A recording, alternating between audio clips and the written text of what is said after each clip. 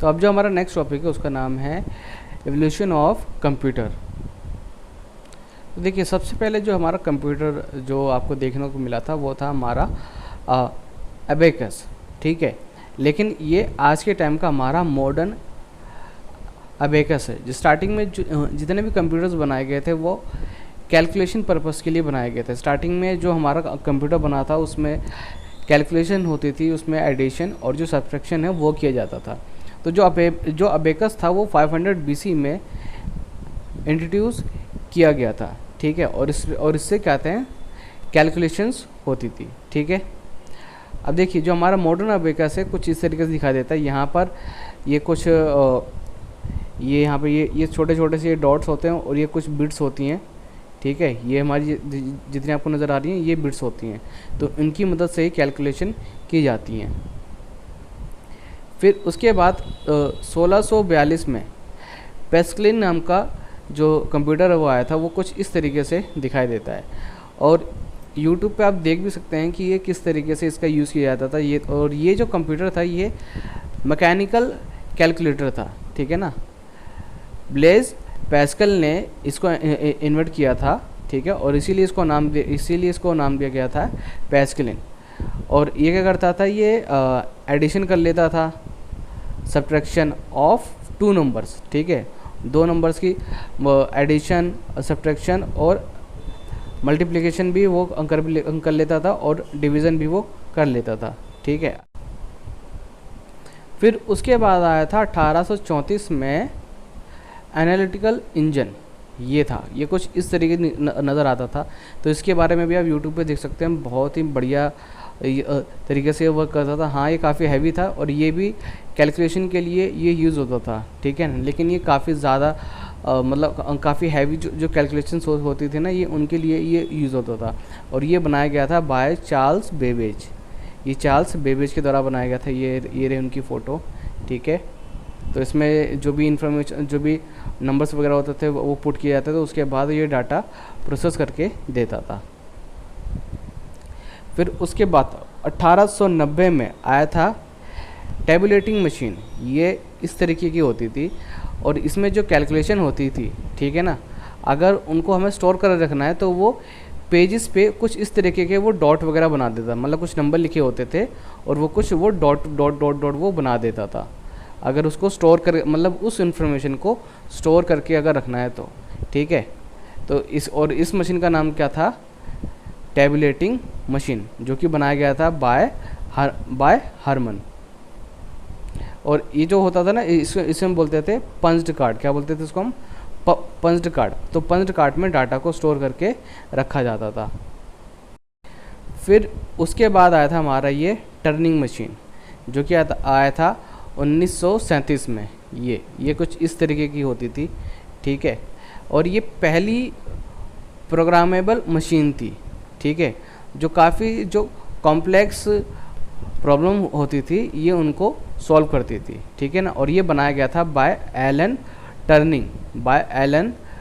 Turning के द्वारा बनाया गया था, इसीलिए इसको नाम दिया गया था टर्निंग मशीन।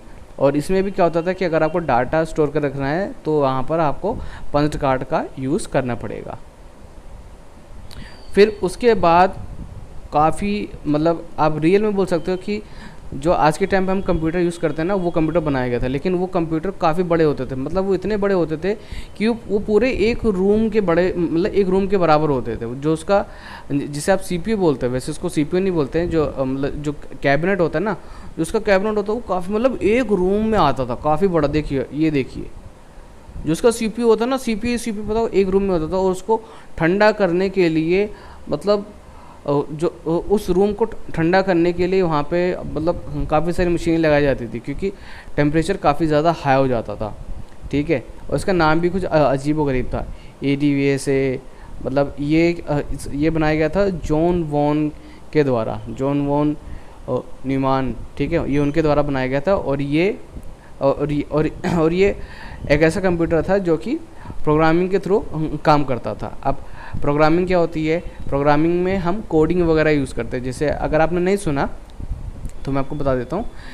जैसे अगर कोई सॉफ्टवेयर है, कोई एप्लीकेशन है या कोई वेबसाइट है, तो वो कोडिंग के थ्रू बनाई जाती है, ठीक है। अगर आपको इसके बारे में नहीं पता तो मैंने ऑलरेडी प्रोग्रामिंग क्या होती है, कोडिंग क्या होती है, उसके ऊपर वीडियो बना रखी है। तो आप हमारे यूट्यूब चैनल पे आप ढूंढ सकते हो वीडियो, और वो आप देख सकते हैं, ठीक है। और HTML की भी मैंने कुछ वीडियो बना रखी हैं, आप चाहे तो वो भी देख सकते हैं। अगर आप कहेंगे तो मैं HTML की वीडियो में जो होगी वो मैं कंटिन्यू करूँगा, ठीक है। वैसे तो आपकी कोर्स में पाइथन लैंग्वेज है। तो ये काफ़ी बड़ा था, मतलब बहुत ही ज़्यादा बड़ा था, कई पूरे मतलब एक कमरे में आता था ये।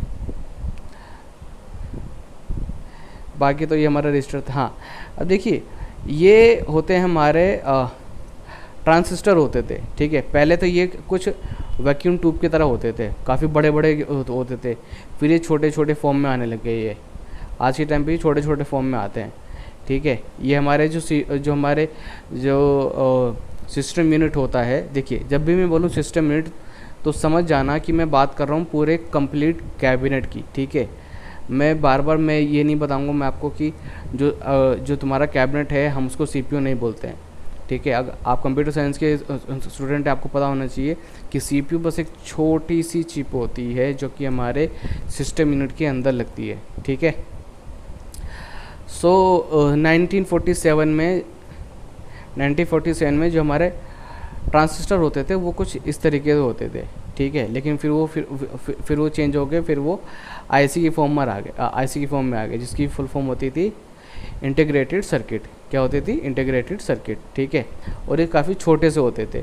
तो इसकी वजह से क्या हुआ, फिर जो हमारा कंप्यूटर पूरे एक रूम में आता था, ठीक है, फिर उसका साइज़ कम हो गया, फिर धीरे धीरे करके उसका साइज़ बहुत कम हो गया। और आज के टाइम पे तो मतलब काफ़ी छोटे छोटे PC भी आपने देखे होंगे।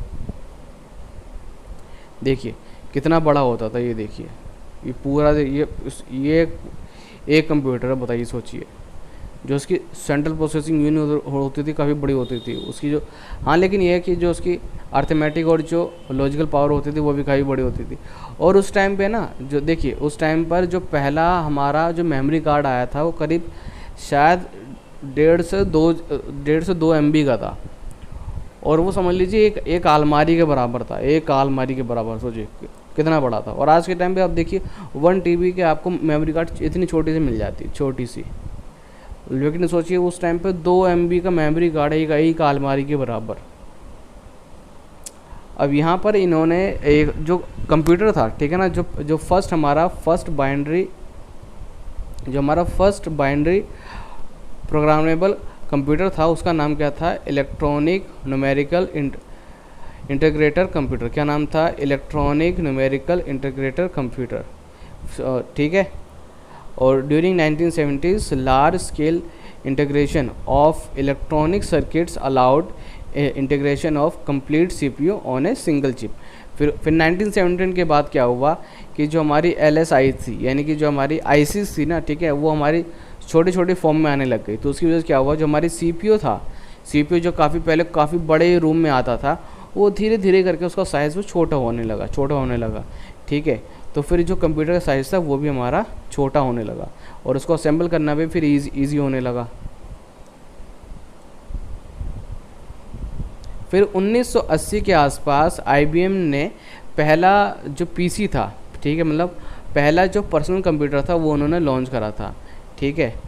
वो भी मतलब काफ़ी उन्होंने लार्ज स्केल पे उन्होंने लॉन्च करा था, ठीक है, सुपर लार्ज स्केल और इंटीग्रेशन। बाकी यहाँ पे इन्होंने बस जो थ्योरी पार्ट है, मतलब जो हिस्ट्री है IBM की, उन्होंने वो दे रखी है कि IBM ने क्या कहते हैं, जो पहला पर्सनल कंप्यूटर था वो 1981 में इंट्रोड्यूस करा था। और एप्पल ने 1984 में करा था, उसका नाम था मैकिंटोश। एप्पल ने मैकिंटोश करा था 1984 में पर्सनल कंप्यूटर, ठीक है।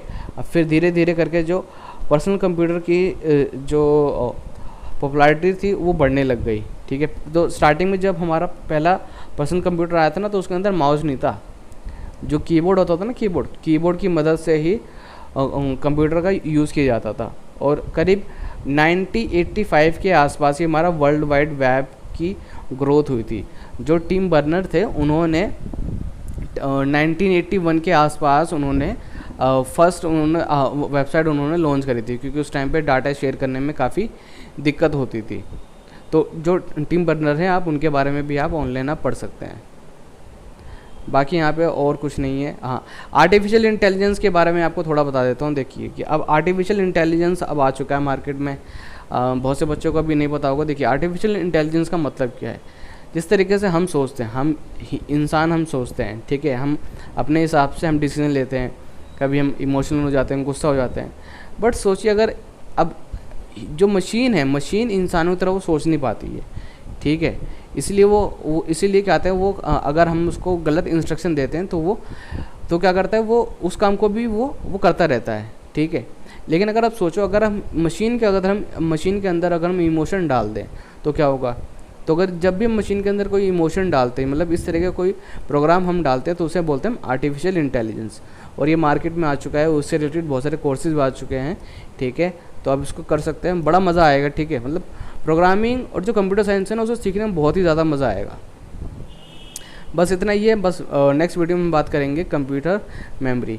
वैसे देखा जाए तो जो हमारी जो कंप्यूटर मेमोरी है ना, मेनली 2 तरीके की होती है, ठीक है, प्राइमरी मेमोरी और सेकेंडरी मेमोरी। बट लेकिन अभी इस वीडियो में हम इस बारे में हम बात नहीं करेंगे।